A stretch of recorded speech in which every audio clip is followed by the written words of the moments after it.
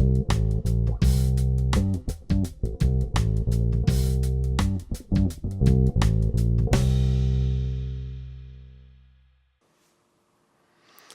this video, I want to offer you two more ways of addressing gremlins.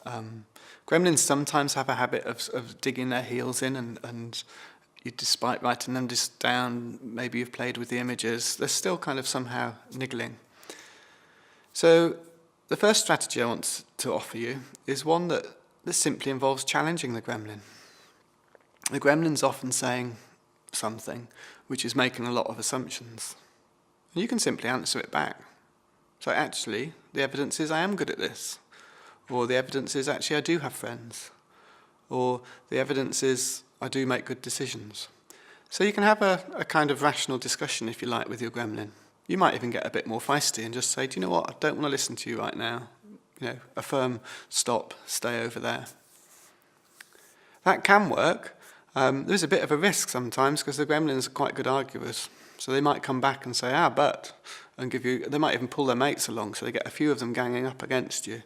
And I've seen it happen in workshops and coaching people where suddenly, before they know it, they're losing the argument with the gremlin and it's become even more powerful than it was before.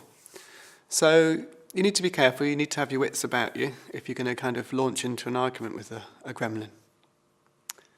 There is another strategy I want to suggest, which is particularly good when there's a gremlin that really does niggle and really does feel like it's a long-term gremlin that stayed around.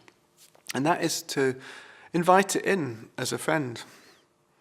To recognise this gremlin actually perhaps wants the best for you. It's just got a little bit caught up in saying the wrong things. You might want to use the imagery for this. If you've got a strong image of your gremlin, you can imagine having this conversation. Or you can do this just as a writing it down in terms of statements that you might ask the gremlin to say.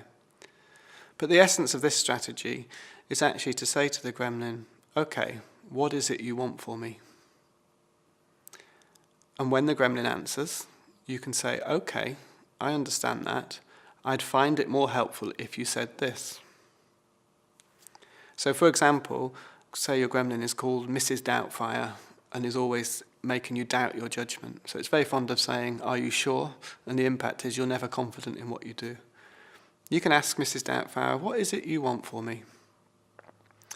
And perhaps that gremlin would answer, well, I want you to succeed.